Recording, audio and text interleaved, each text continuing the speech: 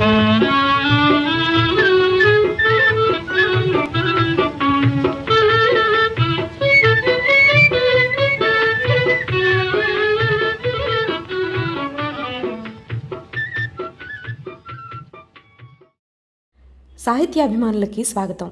జీవనలీలకి స్వాగతం.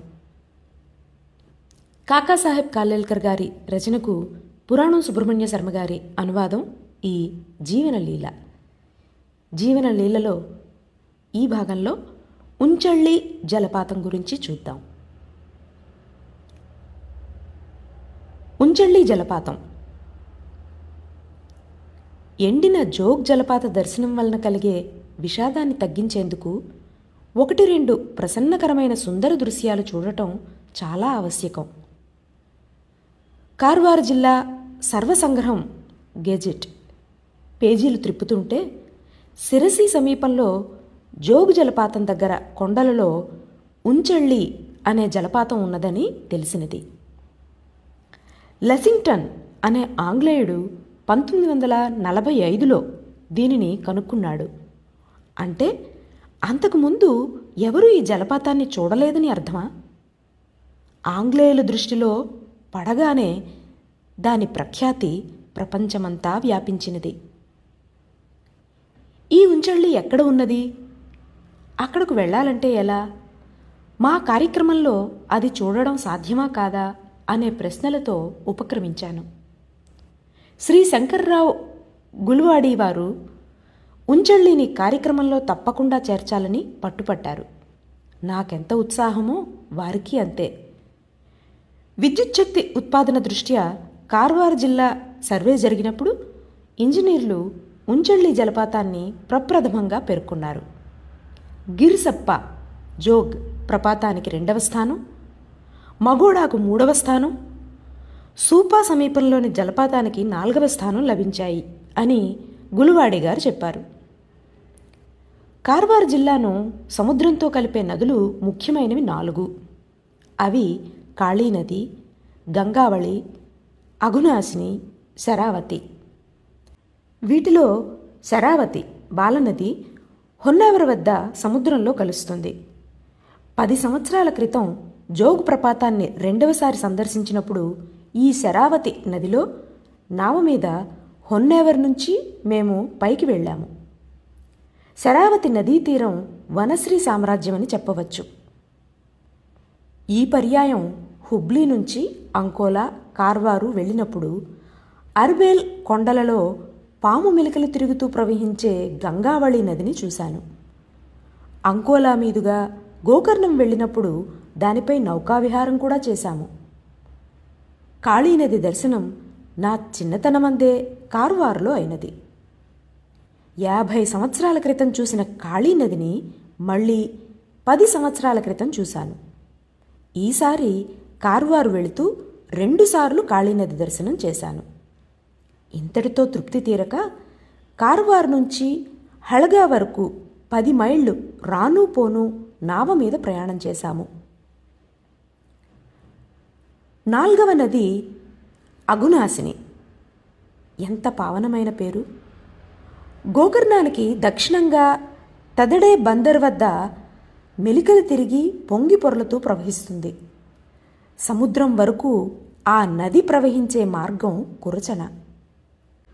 అఘునాశిని సముద్రాన్ని కలియాలనే ఆతురతతో సహ్యాద్రిపై నుండి ఉరికిన చోటును ఉంచళ్ళి జలపాతమనే పేరిట పిలుస్తారు.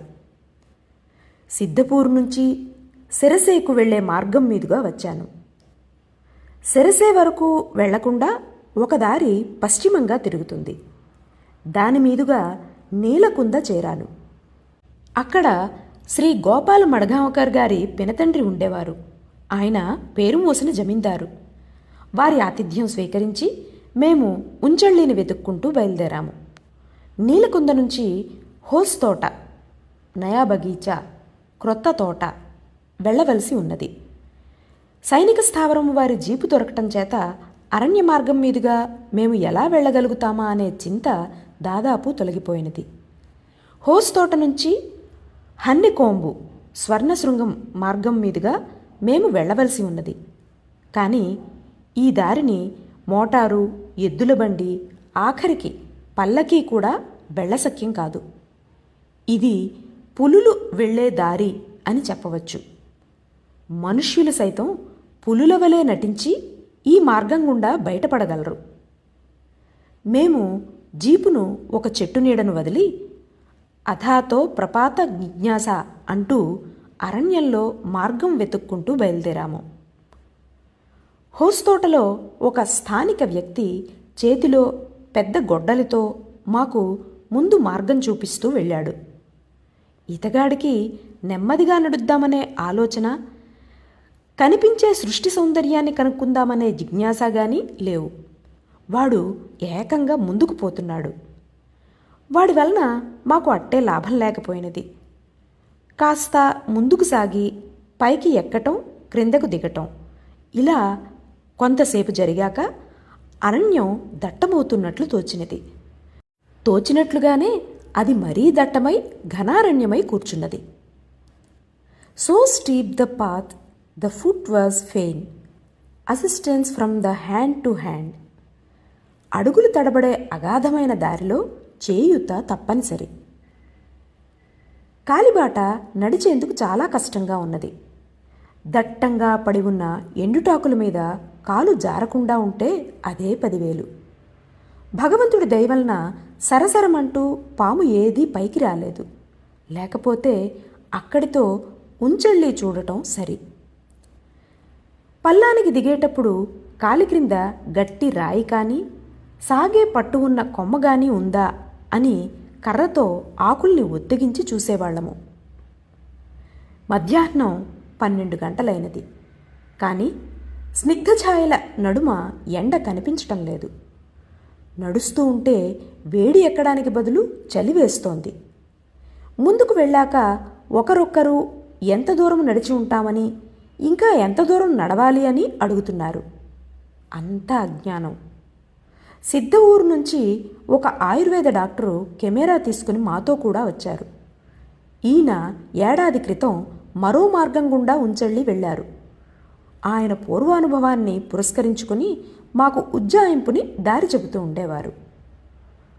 నామమాత్రావశిష్టమైన ఈ దారి కూడా మధ్య మధ్యన మూసుకుపోతూ ఉండేది. ముందుకు ఊహించుకుని వెళ్లాల్సి వచ్చేది. దారి మూసుకుపోతే వచ్చే కష్టం కన్నా ఒకే దారి రెండుగా చీలినప్పుడు ఎటు వెళ్ళడమా అనే సమస్య చాలా కష్టమైనది. ఎటు వెళ్లాలో తెలియక, సరి అయిన త్రోవ చూపించేవారు లేక, గుడ్డిగా సంచరించవలసి వచ్చినప్పుడు ఎవరో ఒకరు చెప్పిన త్రోవ నమ్మి యద్భావం తద్భవతు అని అదృష్టం మీద నమ్మకం ఉంచి జరగవలసిందేదో జరుగుతుందని ఒక త్రోవ ఎంచుకొని పోవలసి వచ్చేది. దూరం నుంచి జలపాతం చప్పుడు వినిపిస్తోందని ఎవరో అన్నారు. నా చెవులు అంత తీక్షణం కావు. ఒకటి ఇదివరకే పనిచేయటం మానేసింది. రెండవది పూర్తిగా పనిచేస్తుంది, వినపడుతుంది. నేను వింటున్నానని కల్పించి చెప్తాను. కల్పనను చెవులకు వినిపించిన దానితో జోడించి తెలుసుకుందుకు ప్రయత్నించాను. జలపాతం ఎక్కడా వినిపించటం లేదు. తేనెటీగలు జుయ్యమని రొద చేసినా పోనీ జలపాతం చప్పుడు వినిపిస్తోందని అందును. కఠినమైన యాత్రలలో తోటివారు చెప్పినది అవునంటూ యాత్రాధర్మం ప్రకారం కాలక్షేపం చేయటంలో విశ్వాసం ఉన్నది. ఈ కారణం చేత నేను తగ్గి ఊరుకున్నాను. ఒక చెంప అడవి యొక్క భీషణ సౌందర్యాన్ని రసాస్వాదన చేస్తూ పాపం చిరంజీవి సరోజ్ అలసిపోతున్నదేమోనని కనిపెడుతున్నాను. అరణ్యంలో ఇటువంటి యాత్రలో చివరకు ఏ జలపాతం కనపడకపోయినా ఇట్లా రావటం నిరర్ధకం కాలేదు, సార్థకమైందనే చెప్పాలి. అరణ్యం ఎంత తమాషాగా ఉంది. ఈ పెద్ద పెద్ద చెట్లు, వాటిని ప్రేమతో పెనవేసుకున్న లతలు అన్నీ చక్కగా ఉన్నాయి అని సరోజ అనగానే నాకు చాలా సంతోషం కలిగినది. ముందుకు ఒకరినొకరు పట్టుకొని కర్రతో వెళ్ళటం అసంభవం అనిపించినప్పుడు కూడా సరోజ నాకేమీ ఉత్సాహం తగ్గటం లేదు, కానీ ఇతరులకు ఇబ్బంది కలిగిస్తున్నానేమోనని బాధగా ఉంది. ఎంత పల్లానికి దిగుతామో అంత పైకి ఎక్కాలి, ఇది మాత్రం జ్ఞాపకం పెట్టుకోవాలి అని అన్నది. ఒకమారు ఉంచెళ్ళి దర్శనం చేశాక ఎల్లానూ తిరిగి రావాలి కనుక పూర్తిగా విశ్రాంతి తీసుకున్నాక బయలుదేరి వద్దాము. ఎలాగూ అలసి ఇంత దూరం వచ్చాము. జలపాతం హోరు కూడా వినపడుతోంది. ఇప్పుడు తప్పకుండా ముందుకు వెళ్ళాలి అని అన్నాను నేను. మా మార్గదర్శి క్రిందకు వెళ్ళి కేక పెట్టాడు. అతనికి జలపాతం కనిపించిందేమోనని డాక్టర్ అన్నారు. మాలో ఉత్సాహం పెరిగింది. మేము మళ్ళీ క్రిందకు దిగి ముందుకు సాగాము. కుడివైపు తిరగగానే మేము తపిస్తున్న జలపాతం ప్రత్యక్షమైనది. ఇరుకైన కొండచర్యకు ఇటువైపు మేము నిలబడ్డాము. ఉదయం జీపు మీద వచ్చేటప్పుడు 3-4 పర్యాయములు అఘునాశిని దాటవలసి వచ్చినది. ఇక్కడ ఆ అఘునాశిని బ్రహ్మాండమైన రాతి నేల మీద నుంచి క్రింద కురికే ప్రయత్నంలో మాకు గోచరించినది. పాట తంబురాశృతితో కలిపి విన్నట్లుగా జలపాతం దర్శనం దబదబమనే చప్పుడుతో కలిసి లభిస్తుంది. ఉంచెళ్ళి జలపాతం కూడా జోగు జలపాతం వద్దనున్న రాజా జలపాతం వలె ఒక్కసారిగా క్రిందకు దిగదు. తెల్లవారుజామున పట్టీ పట్టని నిద్రలో జరిగే ప్రతి విషయం తెలిసి తెలియనట్లుగా ఉంటుంది.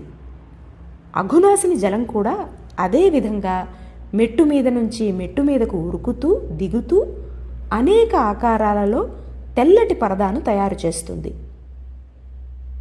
ఇంత స్వచ్ఛమైన నీటిలో ప్రపంచంలో కల్లా అతి నల్లనిదైన అఘము కడిగివేయబడటం సహజమే కదా.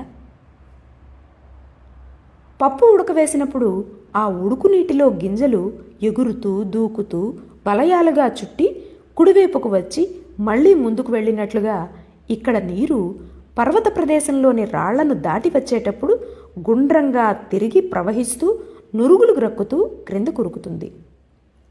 నీరు ఒక చోటకు దిగి సంక్రమణం చేసి ధోతీ వలె పైకెగురుతూ అనుకూలమైన దారి చూసుకుని క్రిందకు దిగుతుంది.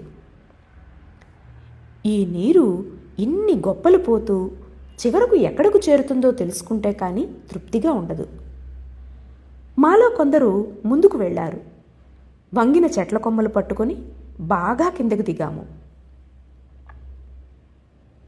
అలా దిగి జలపాతం అఖండంగా కనిపించే ఒక పెద్ద రాతి మీదకు వెళ్ళి నిలబడ్డాము.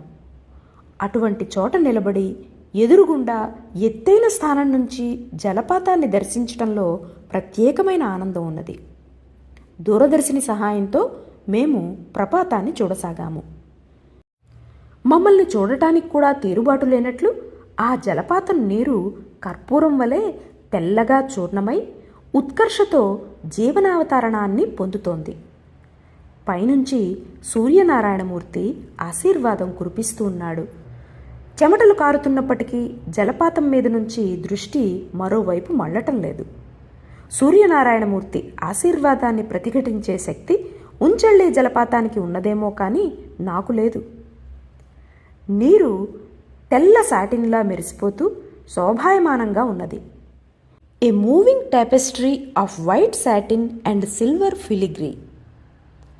కటకంలో సన్నటి వెండి తీగతో నాజూకైన అత్యంత మోహనకరమైన పూలు ఆభరణాలను చేస్తారు. తీగతో చుట్టిన రావి ఆకు, కమలం ఇత్యాది వస్తువులను తనివి తీరా చూసి నిస్సందేహంగా కటకం పేరు సార్థక్యమైందని అనుకున్నాను. ప్రకృతి తన స్వహస్తాలతో క్షణక్షణం రూపాంతరం పొందేట్లు చేసిన సజీవ సుందర రజిత భూషణాలను చూడ్డంతో మళ్ళీ కటకం స్ఫురణకు వచ్చింది. బంగారు పూత మెరుగుతో సత్యస్వరూపం బహుశా మరుగున పడిపోవచ్చుననే కారణం చేత ప్రకృతి సత్యస్వరూపాన్ని సజీవమైన వెండి తీగల పనివాడితనంతో అత్యద్భుతంగా వ్యక్తం చేస్తోంది. ఈ నిజాన్ని ఏం చెయ్యాలి, దీనిని ఏ రకంగా ఆస్వాదించాలి, ఎక్కడ ఉంచటం దీనిని, ఏ విధంగా దీనిని పరిగ్రహించాలి అంటూ మధుర భావనలతో సతమతమవుతూ ఉండగా పూర్వం వలనే అనాయాస కంఠంతో ఈ సావాస్యోపనిషద్ మంత్రం పలికినది. ఈ జగత్తు ఈశునిలో మునిగిపోయినది. గుండ్రటి రాతిని నీరు పరదావలే కప్పినట్లు ఆ పరద చైతన్యంతో ప్రకాశిస్తూ ఉంటుంది. చర్మచక్షు ద్వారా కానీ కల్పనా దృష్టితో కానీ కనిపించేదంతా ఆత్మతత్వంలో లీనమైపోవాలి. అప్పుడే అఖండమైన జీవనానందం చివరి వరకు అలిప్త భావంతో పొందటం జరుగుతుంది. మనుష్యులకు మరో మార్గం ఏదీ లేదు. దృష్టి క్రిందకు మళ్ళినది. ఒక శీతల కుండం వద్ద ప్రపాతం నీరు పచ్చగాను నల్లగాను పడుతూ ముందుకు వెళ్ళిన పెద్ద ప్రవాహం జలరాశిలో కలిసిపోతోంది. అఘునాశిని తన వంకరటింకర ప్రవాహంతో సమీపాన్నంతా పావనం చేసినట్లుగా మానవజాతి వంకరలు పోయి చేసిన పాపాలన్నింటినీ ప్రక్షాళితం చేయటం అనే వ్రతాన్ని అవిరళంగా కొనసాగిస్తున్నది. నేను ఆఖరున ఈ ప్రార్థన చేశాను. యుయోధి అస్మత్ జుహురాణం ఏనః భూయిష్టాం నమ ఉక్తిం విధేం. హే అఘునాశిని, మా కుటిల పాపాలను నాశనం చెయ్యి.